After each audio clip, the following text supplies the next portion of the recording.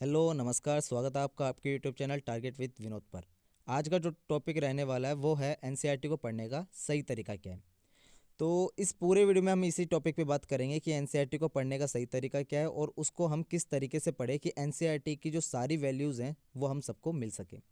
तो एनसीईआरटी की ये जो वीडियो है ये किस किस को फ़ायदेमंद रहेंगी, तो स्कूल लेवल हो या कॉलेज लेवल हो या फिर आप किसी कंपटीशन की तैयारी कर रहे हो, आपको ये तीनों में ही काम आएगा क्योंकि तीनों ही जगह एनसीईआरटी की अपनी एक इम्पोर्टेंस है। तो सबसे पहले वही सवाल कि आखिर एनसीईआरटी जो है उसको पढ़ने का सही तरीका क्या है। तो भाई अगर देखा जाए तो सबसे पहले तो वही कि किस कक्षा से शुरू करें। तो मेरी जो रिकमेंडेशन है कि अगर आप कभी भी एनसीईआरटी किताबें शुरू करना चाहते हैं तो आप कौन सी क्लास से शुरू करोगे और किस क्लास तक आपको पढ़नी है, तो उसका आपको एक हिसाब किताब बनाना पड़ेगा।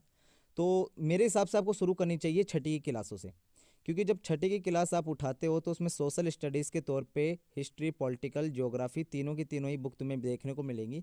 और साथ ही साथ साइंस की किताब और मैथ की किताब जो है वो भी आप छठी से शुरू करो। लेकिन अगर आप और अच्छे से बेस बनाना चाहते हैं मैथ्स में, तो मैथ के लिए आप चाहें तो सेकंड या थर्ड से भी शुरू कर सकते हैं, लेकिन सबसे बेस्ट यही रहेगा सोशल स्टडीज़ के लिए कि आप छठी क्लास से स्टार्टिंग करें, ताकि छठी क्लास का जो बेस है वो धीरे धीरे बने। और वो जो छठी, सातवीं, आठवीं का बेस है वही आपको ट्वेल्थ क्लास तक की एनसीईआरटी में काम आने वाला है। तो एक अगला और सवाल हमारे मन में रहता है कि एनसीईआरटी बुक्स में आखिर हम पढ़े क्या। तो देखो इसका बड़ा सिंपल सा जवाब है। जब आप एक एनसीईआरटी की बुक पढ़ते हो तो ये याद रखना चाहिए हमें कि एनसीईआरटी की जो बुक हैं वो काफ़ी सोच समझ कर लिखी गई हैं। तो उसमें काफ़ी सारी चीज़ें हैं जो हमें पढ़नी चाहिए लेकिन हम पढ़ते नहीं हैं। तो हम उसी पर एक बार बात करते हैं।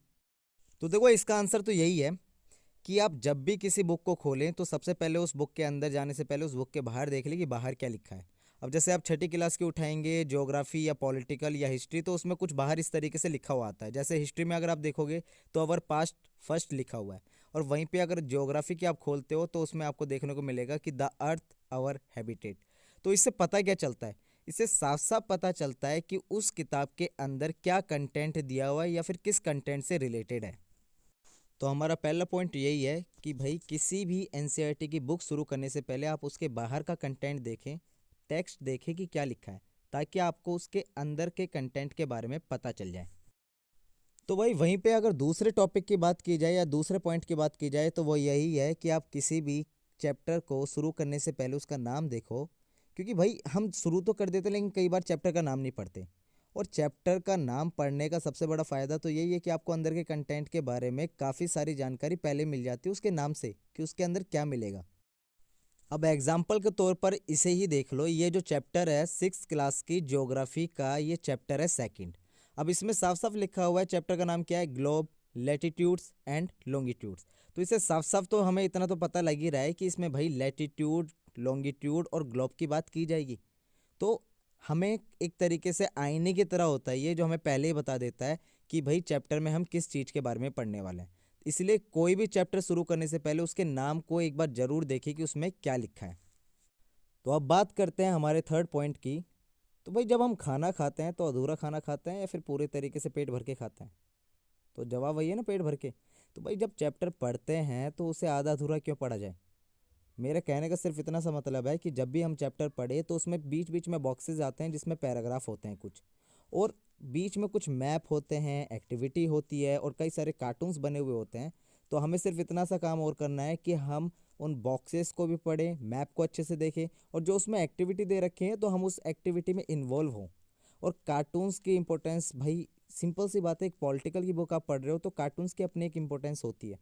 तो हम इन सभी चीज़ों को देखें ताकि उस चैप्टर को हम सिर्फ आधा अधूरा नहीं, हम उसे पूरे अच्छे तरीके से समझें कि उसमें वो सारी चीज़ें करें जो उसने हमें करने के लिए कही हैं।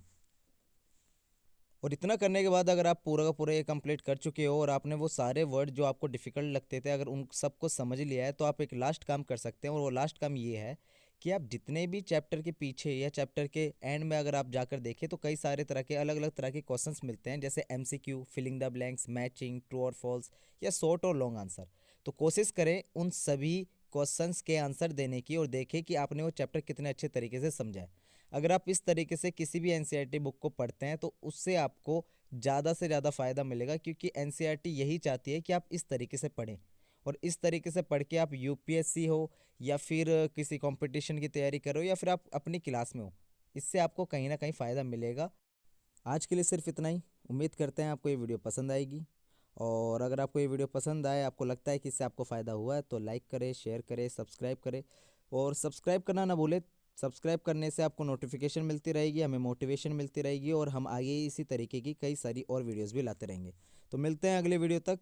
जब तक के लिए नमस्कार, धन्यवाद, जय हिंद, जय भारत।